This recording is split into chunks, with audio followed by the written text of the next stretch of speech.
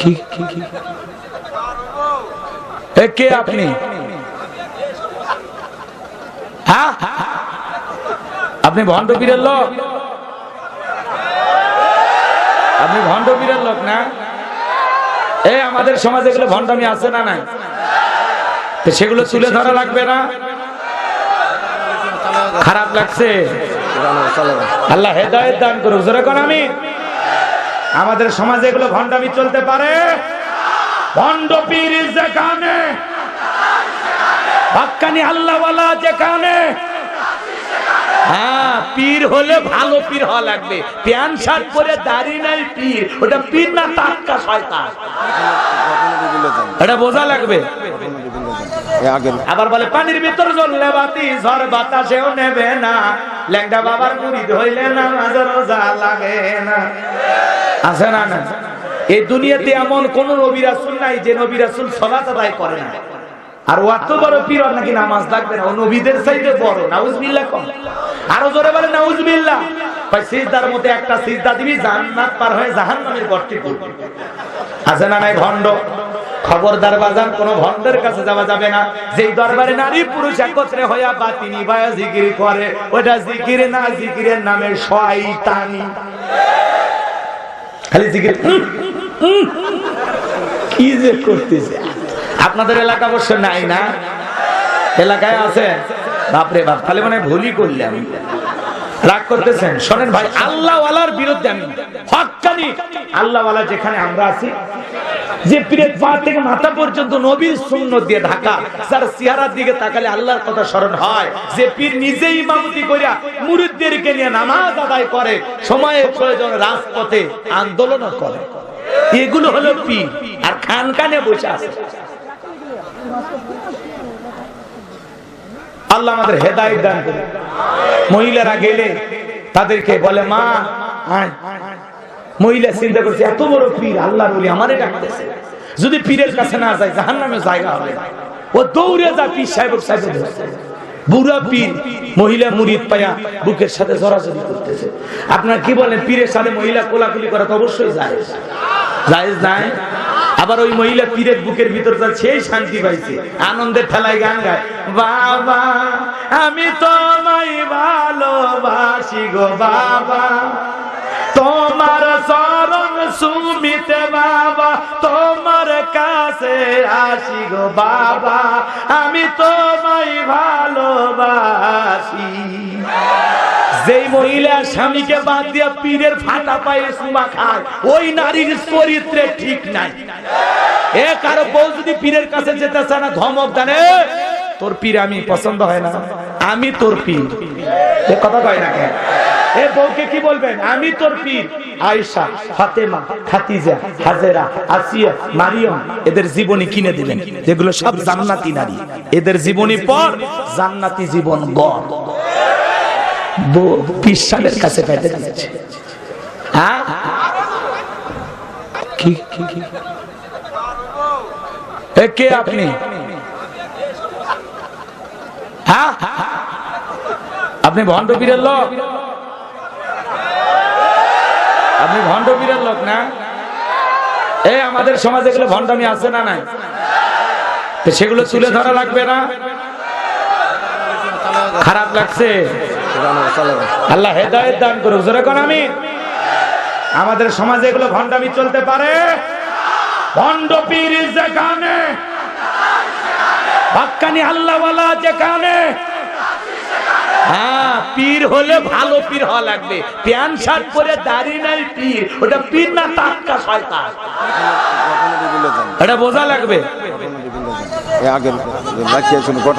হ্যাঁ, থাকবে দুই একটা ভাই, চুপ কর, মলম তাও দেওয়া লাগবে, জ্বলবি। হক কথা বললে জ্বলবে, তাই না ভাই? হ্যাঁ, আমাকে বলেইছে হুজুর এক দল এসে এই মাহফিলে হুজুর পীরের সম্পর্কে ওয়াজ করবে, তাহলে আপনারাই বলেন একটু পীর নিয়ে ওয়াজ করবেন। আর এক দল করছে না হুজুর পীরের বিরুদ্ধে ওয়াজ করবেন। আমি তো পীরের বিরুদ্ধে না ভাই, আল্লাহ ওয়ালা জিনিস খুবই ভালো, কিন্তু আল্লাহ ওয়ালার ভিতরে আসলের ভিতরে নকল থাকে না। তা আমি তো নকলদেরকে টার্গেট করে কথা বলতেছি, কারণ নকলের কারণে জাতি ধ্বংস হয়ে যাবে। কথা বলতে কি না? এমনি দাড়ি টুপি পরে ওরস শরীফ পালন করে, আবার সেখানে ওই মহিলা শিল্পী ভাড়া করে নিয়ে এসে গান গায়। এটা কিসের ওরস শরীফ? তোমার ওরস শরীফে একটা মেয়ে আছে বেপরদায় উদাসীন শাড়ি নিয়ে এসে গান গাইতেছে, তালা খুলে দে বাবা, তালা খুলে দে। কিসের তালা খুলবে? জান্নাতের তালা দুনিয়াতে খুঁজে পাবেন নাকি আপনারা? এগুলো ভণ্ডামি করবেন, সেগুলো বলা লাগবে না। বলা লাগবে মানে সাইজ করিয়ে দেন। কথা কন নাকি আপনারা? মহিলা মানুষ ভাড়া করে আপনি ওরস শরীফে গান বাজান, আপনি পীর। গেন্দা ফুলের মালা দিয়ে বসে আছেন চেয়ারে, আপনি পীর। ফাজলামি করেন না। আল্লাহ হেদায়েত দান করে। জোরে বলেন আমি। ওরস শরীফ না, পীরের দরবারে হবে তাফসীরুল কোরআন মাহফিল, ওয়াজ মাহফিল হবে, ইসলামী মহাসম্মেলন হবে, কোরআন সুন্নাহর কথা হবে। সেখানে কোনো মহিলা শিল্পী আছে গান গাইতে পারেন।